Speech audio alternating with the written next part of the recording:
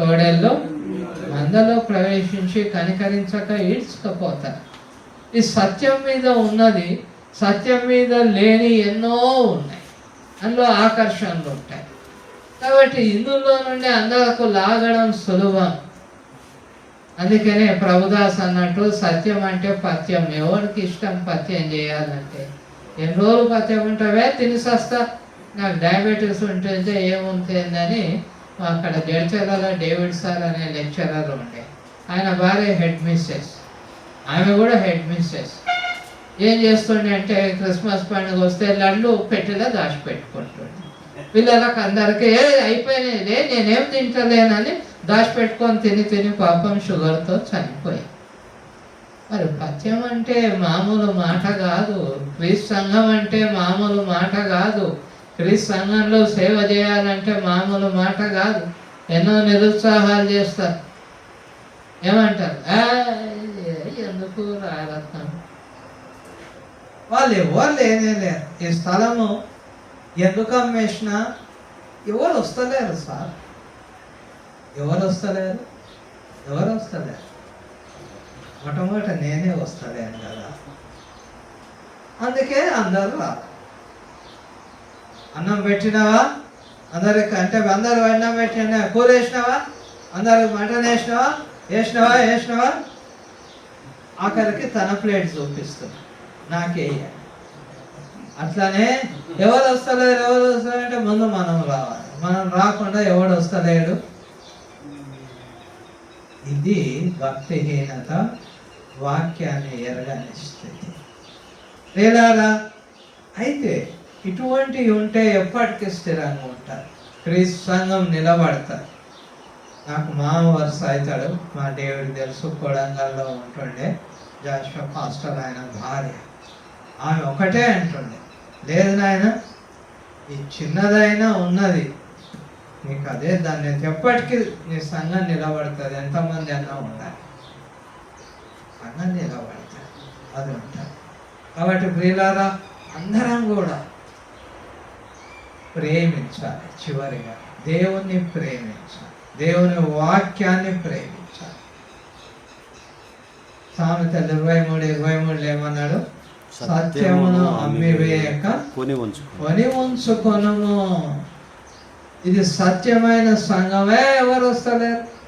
భారతం ఒక్కడే, విమలమ్మ ఒక్కటే. ఎందుకు అది కష్టపడేది, అమ్మేసేది అయిపోతుంది. ఎంతోమంది అంటారు.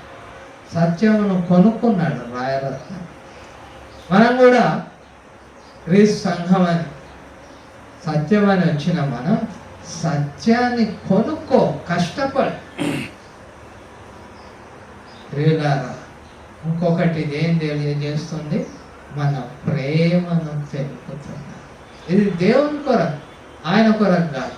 కొంతమంది కడతారు. ఎట్లా కడతారు? ఒక హాల్లా వేసి పక్కన ఒక రూమ్ వేస్తారు. వేసి రాత్రిపూట అందులో, దినం పూట ఇంట్లో సంసారం చేస్తాడు.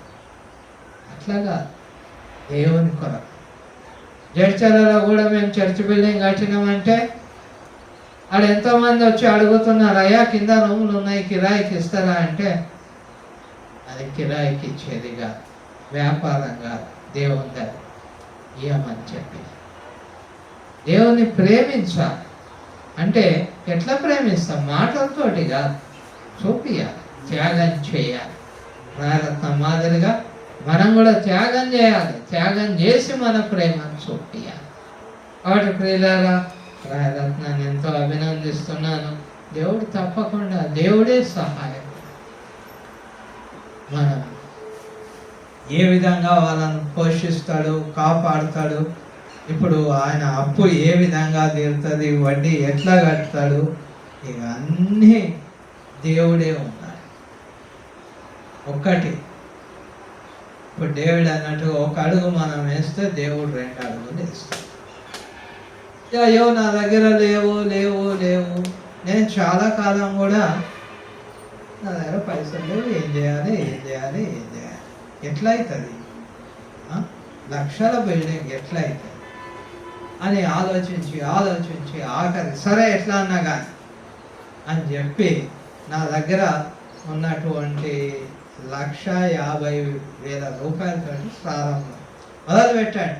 తర్వాత చిట్టీలు, తర్వాత అప్పులు అన్నీ చేసిన, అన్నీ కట్టుకోవడానికి దేవుడు శక్తి ఇచ్చాడు. చాలు, మాకు భోజనానికి ఇస్తున్నాడు, సేవలు పోవడానికి ఇస్తున్నాడు, అప్పులు కట్టుకోవడానికి, చిట్టీలు కట్టుకోవడానికి నాకు ఇచ్చిండు. చాలు. ఎట్లా అని అనొద్దు, మొదలు అడుగు ముందుకేయాలి.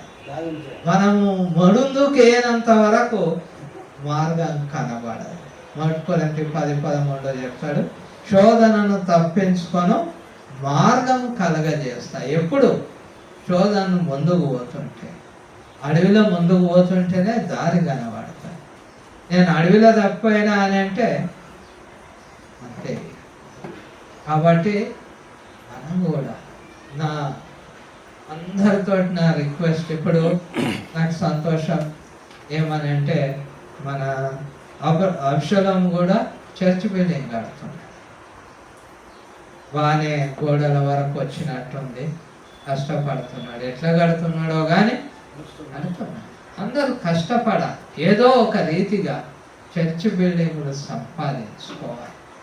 ఎందుకొరకు? దేవుని కొరకు. క్రీస్తు సంఘం అని మనం పెట్టినప్పుడు ఎవరో ఒకరు వచ్చి ఆరాధిస్తుంటారు, ఆ పని నిలబడతాయి అంతే. భవిష్యత్తులో ఇంకోటి ఏంటంటే, చర్చ్ బిల్డింగులు లేనటువంటి ఆరాధనలు ఎక్కడైతే జరుగుతాయో ఇళ్ళల్లో, అవన్నీ ప్రభుత్వం కూడా వాటిని గుర్తించాలి. కాబట్టి అందరం ప్రయాసపడాలి. మరొకసారి రాయరత్నాన్ని నేను ప్రత్యేకించి అభినందిస్తున్నా. మరి ఈ సమయంలో మన ప్రియుడు రాజరత్నం గారు అనే మాట మనకు తెలియజేస్తారు.